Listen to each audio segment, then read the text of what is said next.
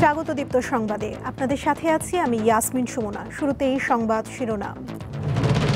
বৃষ্টি ও বন্যার অজুহাতে বেড়েছে সবজির দাম, কারণ ছাড়াই চালের বাজারে অস্থিরতা। অপরিবর্তিত ফেনীর বন্যা পরিস্থিতি, দুর্ভোগে পানিবন্দী মানুষের ভিড় বাড়ছে আশ্রয় কেন্দ্রে। এশিয়ান কাপের সাফল্যের রেশ কাটেনি এখনও, নতুন মিশনে নামছে সাফ অনূর্ধ্ব-20 নারী দল।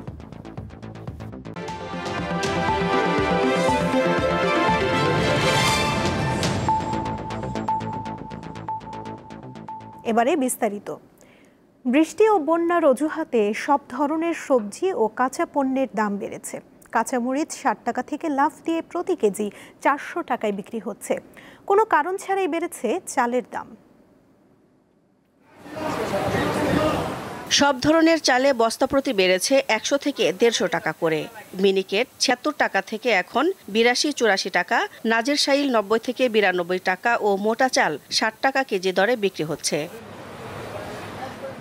রাজধানীর কারণ বাজারে চালের আড়ত ঘুরে দেখা যায় বাজারে পর্যাপ্ত সরবরাহ রয়েছে। ব্যবসায়ীরাও বলেন কিছু অসাধু মিলাররা চালের দাম বাড়িয়েছে।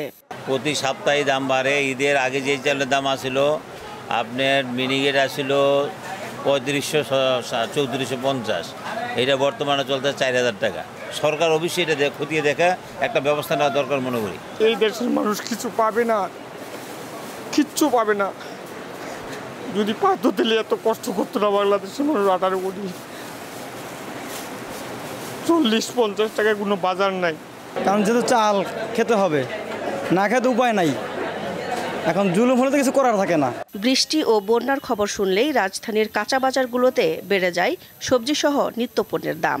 2 সপ্তাহ আগেও কাঁচামরিচের দাম ছিল 60 টাকা কেজি। শুক্রবার হাতিরপুল বাজারে গিয়ে দেখা যায় 400 টাকা কেজিতে বিক্রি হচ্ছে কাঁচামরিচ।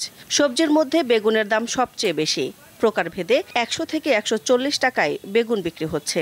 শসা, করলা 100 টাকা, কাকরোল, কচুমুখী, ধুন্দুল, চিচিঙ্গা 80 টাকা কেজিতে বিক্রি হচ্ছে।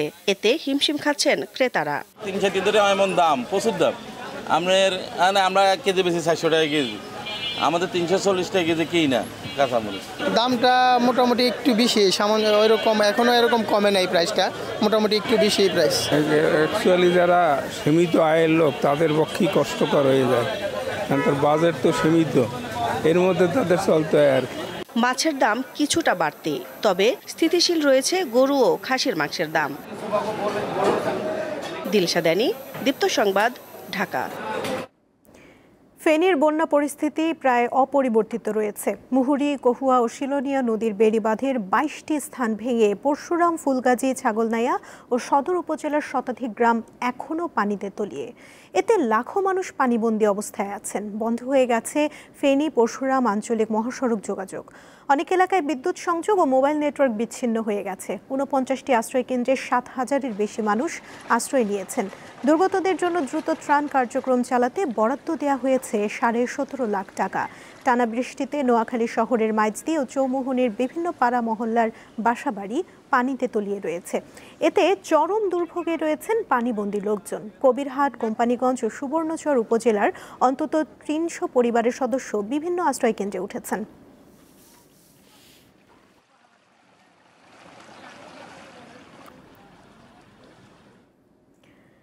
টানা বৃষ্টির প্রভাবে নোয়াখালীর অনেক এলাকা পানির নিচে, জলাবদ্ধতা ও দুর্ভোগে পড়েছেন সেখানকার বাসিন্দারা।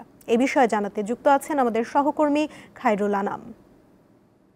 খায়রুল, এই মুহূর্তে আবহাওয়ার কি অবস্থা দেখছেন? জনসাধারণের ভোগান্তি কমাতে প্রশাসনের পক্ষ থেকে কোনো উদ্যোগ নেওয়া হয়েছে কিনা, আমাদের বিস্তারিত জানান। সুমনা, আসলে 5 দিন টানা ভারী বর্ষণের পরেই কিন্তু 5 দিন পরে নোয়াখালী মানুষ এই সূর্যের দেখা পেয়েছে। আপনি জানেন যে গেল 5 দিন টানা ভারী বর্ষণের ফলেই কিন্তু নোয়াখালীর 4টি উপজেলার কয়েক লক্ষাধিক মানুষ পানিবন্দী রয়েছে। যদিও আজ সকালেও বৃষ্টি হয়েছিল, কিন্তু 12টার পর থেকে কিন্তু বৃষ্টি বন্ধ ছিল। তো আসলে নোয়াখালীর পরিস্থিতি যদি বলতে চাই, সেক্ষেত্রে কিন্তু নোয়াখালীর কবিরহাট, সুবর্ণচর, সেনবাগ, বেগমগঞ্জের এখনও লক্ষাধিক মানুষ কিন্তু পানিবন্দী রয়েছে, এবং কি এই অতিরিক্ত পানির কারণেই কিন্তু প্রায় 3 থেকে 4 লক্ষাধিক মানুষ ক্ষতিগ্রস্ত হয়েছে। যদিও এই 5 দিন টানা ভারী বর্ষণের ফলে কিন্তু প্রশাসনের পক্ষ থেকে 466টি আশ্রয় কেন্দ্র প্রস্তুত রাখলেও কিন্তু সেখানে কিন্তু 40টি আশ্রয় কেন্দ্রে প্রায় 2000 মানুষ আশ্রয় নিয়েছেন। তার পাশাপাশি কিন্তু ক্ষতিগ্রস্ত বাড়ির কথা যদি বলি সেক্ষেত্রে কিন্তু প্রায় শতাধিক বাড়ি কিন্তু ক্ষতিগ্রস্ত হয়েছে। তো আসলে গতকালেও যে বৃষ্টি হয়েছিল সেই বৃষ্টি যদি আজকেও ধারাবাহিকতা থাকতো তাহলে কিন্তু সেক্ষেত্রে বলা যায় গেল বছরের বন্যার মতোই কিন্তু হয়ে যেত। কিন্তু আমরা আবহাওয়া অফিসের সাথে কথা বলেছি, তারা বলেছে যে ভারী বর্ষণের কোনো সম্ভাবনা নেই, তবে স্বাভাবিকভাবে যে বৃষ্টিপাত সেটি হতে পারে। এর পাশাপাশি আমরা প্রশাসনের সাথেও কথা বলেছি, তারা বলছেন যে তারা তালিকা তৈরি করছেন, যে অঞ্চলগুলোতে তারা ক্ষতিগ্রস্ত পাচ্ছেন তাদের তালিকা করেই কিন্তু তাদেরকে সহযোগিতা করবেন।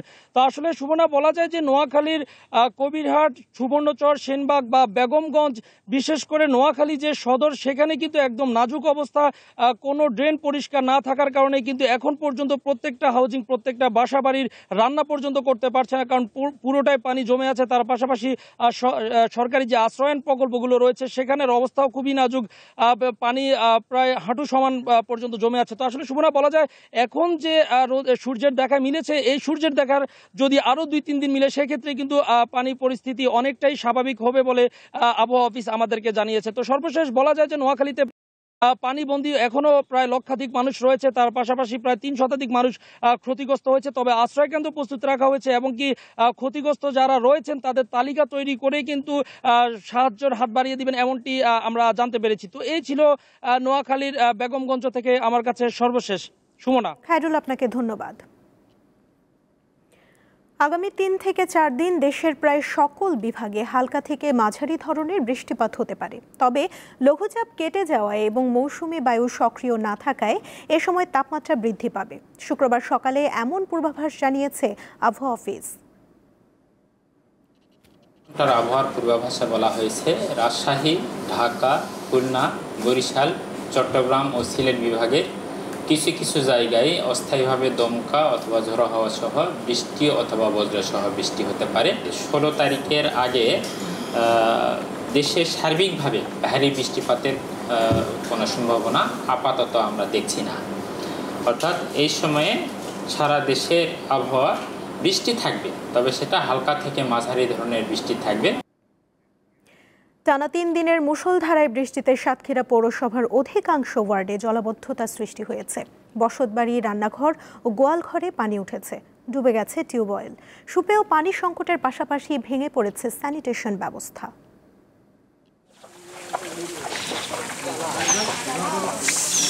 ড্রেনেজ ব্যবস্থা ভালো না থাকায় সাতক্ষীরা পৌরসভায় বৃষ্টি হলেই পানি জমে যায়। তাই ভেলায় চড়ে এক জায়গা থেকে অন্য জায়গায় যেতে হয় 7 ও 9 নম্বর ওয়ার্ডের বাসিন্দাদের। অন্য ওয়ার্ডগুলোর অবস্থাও প্রায় একই রকম। আমাদের প্রতি বছর এভাবে তলায় যায়, প্রতি বছর ভেলায় চলাচল করতে হয়। ঘরে সাপ ব্যাঙ উঠতেছে, স্কুলে আসবে তা আসতে পারে না পানি থেকে। দিয়ে ভ্যান নিয়ে যেতে পারে না, রাস্তার ভিতরে অনেক বড় বড় গর্ত হয়ে গেছে, ভ্যানটা ওই জায়গায় আটকাই যায়। মাজার সমান পানি, বাচ্চা কাচ্চা নিয়ে বেরোনোর কোনো জায়গা নেই, ডাক্তার নেই, ওষুধ নেই। পানিটা যাওয়ার কখনো কোনো লাইন নাই, এর ব্যবস্থা নাই। প্রতি বছর বর্ষার শুরুতে জলাবদ্ধতা দেখা দেয় প্রথম শ্রেণীর এই পৌর এলাকায়। অপরিকল্পিত মাছের ঘের, কালভার্ট ও সুইচ গেটের মুখ বন্ধ হয়ে যাওয়া এবং খাল ও নদী যথাযথভাবে খনন না করায় পানি জমে থাকছে বলে জানান স্থানীয়রা। এই যে পিছনে এগুলো ঘেরবেড়ি করে আমাদের এখানে সব পানিটি বন্ধ হয়ে গেছে। এখন এই যে আমাদের কোনো রান্নাবান্নার কোনো পরিবেশ নেই। এই যে ড্রেনটা দেখে, এই ড্রেনের ব্যবস্থা নেই। তারপর ব্যক্তিগত উদ্যোগে আমরা ইট ফেলাইছি, মানে যতটুকু পেরেছি। প্রথম শ্রেণীর পৌরসভা হলেও অনেক সুবিধা থেকে আমরা বঞ্চিত। সামান্য বৃষ্টি হলেও রাস্তা ডুবে যায়। এত আমরা 3 নম্বর ওয়ার্ড এই পৌরসভায় বাস করি, গ্রামের স্থিতি অসুবিধে। সংকট নিরসনের চেষ্টার কথা জানান উপজেলা নির্বাহী কর্মকর্তা। গত অর্থ বছরে উপজেলা পরিষদের যে ফান্ডিংগুলো ছিল এগুলোর মধ্যে প্রায় 50 কিলোমিটার মতো আমরা সেচ নালা এবং খালানো সংস্কার করেছি। এখন বিনোদী খনন কাজ কিছুটা চলমান আছে। তা সত্ত্বেও আমরা আমাদের এখানে 3টে গুরুত্বপূর্ণ গেট, নেহালপুর গেট খুলে দিয়েছি। পৌরসভার জলাবদ্ধতা নিরসনে দ্রুত উদ্যোগ নেয়ার দাবি স্থানীয়দের। দীপ্ত, বার্তা কক্ষ। জুলাই 2024 দেশের ইতিহাসে এক রক্তক্ষয়ী দলিল। বহু তাজা প্রাণ আর অসংখ্য মানুষের পঙ্গুত্বের মাধ্যমে অর্জিত হয় দুঃশাসন থেকে মুক্তি। তবে সেই আহত জুলাই যোদ্ধাদের কণ্ঠে রয়েছে কিছুটা হতাশা। আন্দোলনের পর উপযুক্ত মূল্যায়ন হয়নি বলে অভিযোগ তাদের। মোহাম্মদ সাব্বির হোসেন রাজধানীর গাবতলী হাই স্কুলের এই শিক্ষার্থী গত বছর জুলাই গণ অভ্যুত্থানে শ্যামলী ক্লাব মাঠের সামনে রক্তাক্ত হন। ওই বছরের 5 আগস্ট থেকে এখন পর্যন্ত তিনি রাজধানীর পঙ্গু হাসপাতালে চিকিৎসাধীন। যেটা মনে করেন করলে আমরা তাড়াতাড়ি সুস্থ বই চিকিৎসা আমরা পাচ্ছি না। 11 মাস হয়ে গেছে, এখন আমার 4 ইঞ্চি আড্ডি গ্যাপ আছে, এখন ভালো মতো আড্ডি পূরণ হয়নি। আরেক জুলাই যোদ্ধা মোহাম্মদ শহীদুল ইসলাম নিজের জেলা কিশোরগঞ্জে গুলিতে তার বাম হাত ক্ষতবিক্ষত হয়। সরকারি সহায়তায় চিকিৎসা নেন থাইল্যান্ডে, পরে পঙ্গু হাসপাতালে আসেন পরবর্তী চিকিৎসার জন্য। একটা মানুষ যদি বাসায় চলে যায়, বাসায় যাওয়ার পরে তাদেরকে কোনো খোঁজখবর নেওয়া হইতেছে না, তারা কিরকম আছে, তারা কিভাবে চলতেছে। গণ আন্দোলনে ঢাকার মিরপুরে আহত মোহাম্মদ আয়ুব হোসেন পারভেজের কণ্ঠেও ক্ষোভ ও হতাশা। শেরপুরের এই বাসিন্দা ডান হাত মুষ্টিবদ্ধ করতে পারেন না, 11 মাস ধরে করছেন লড়াই। প্রথম দিকে হয়তো আমরা ট্রিটমেন্টটা ভালো পাইছি, ডিসেম্বর থেকে মোটামুটি আমাদের ট্রিটমেন্ট অবহেলা শুরু হয়েছে। এমন সব অভিযোগের পরিপ্রেক্ষিতে হাসপাতালের পরিচালক জানান, অনেকেরই এখানে থাকার প্রয়োজন নেই। যাদের অবস্থা স্থিতিশীল বা হাসপাতালে ভর্তির প্রয়োজন নেই, তাদের চিকিৎসা আমরা আউটডোরে বহির্বিভাগে পরামর্শ দিচ্ছি, ওষুধ লিখে দেওয়া হচ্ছে। দ্বিতীয়ত হচ্ছে তাদের হেলথ কার্ড আছে, তারা বাংলাদেশের যে কোনো সরকারি হাসপাতালেই অর্থোপেডিক্সের বিশেষজ্ঞ চিকিৎসা তাদের বাড়ির কাছে বা তারা যেখানে থাকেন জুলাই যোদ্ধারা সেখান থেকে চিকিৎসা নিতে পারবেন। আহত ও নিহতদের আর্থিক অনুদান দেওয়া হয়েছে বলে জানান জুলাই শহীদ স্মৃতি ফাউন্ডেশনের গভর্নিং বডির এই সদস্য। জুলাই শহীদ স্মৃতি ফাউন্ডেশন, বাংলাদেশ সরকার যারা এই চিকিৎসার স্বাস্থ্যের সাথে জড়িত আছে তারা সকলেই সর্বোচ্চ চেষ্টা করে যাচ্ছে এই আহতদেরকে সর্বোচ্চ কিভাবে চিকিৎসা সেবা দেওয়া সম্ভব।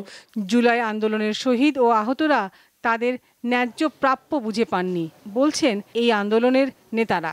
শহীদ আহতদের এটা হচ্ছে বাংলাদেশ রাষ্ট্রের যে প্রাতিষ্ঠানিক অব্যবস্থাপনা, আমি নিজেও যেহেতু সরকারে ছিলাম, আমি সেটার ভুক্তভোগী তারা হয়েছে।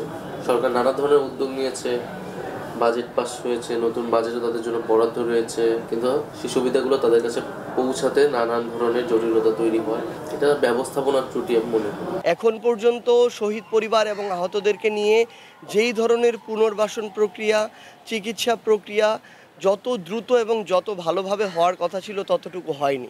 লক্ষ্য করেছি আমরা যেটা মিসম্যানেজমেন্ট অনেক হয়েছে। এখানে স্বাস্থ্য মন্ত্রণালয়ের একটা বড় দুর্বলতা আমাদের চোখে পড়েছে। জুলাই শহীদ স্মৃতি ফাউন্ডেশনের তথ্য মতে শেখ হাসিনা সরকার বিরোধী গণ অভ্যুত্থানে শহীদ হয়েছেন 820 জন। অবশ্য মুক্তিযুদ্ধ মন্ত্রণালয়ের গেজেটে নাম আছে 834 জনের, আর আহতের সংখ্যা হাজার হাজার। লাবণী গুহ, দীপ্ত সংবাদ, ঢাকা। দীপ্ত সংবাদ শেষ করার আগে শিরোনামগুলো জানিয়ে দিচ্ছি আরও একবার। বৃষ্টি ও বন্যার অজুহাতে বেড়েছে সবজির দাম, কারণ ছাড়াই চালের বাজারে অস্থিরতা। অপরিবর্তিত ফেনীর বন্যা পরিস্থিতি, দুর্ভোগে পানিবন্দী মানুষের ভিড় বাড়ছে আশ্রয় কেন্দ্রে। এশিয়ান কাপে সাফল্যের রেশ কাটেনি এখনও, নতুন মিশনে নামছে সাফ অনূর্ধ্ব-20 নারী দল।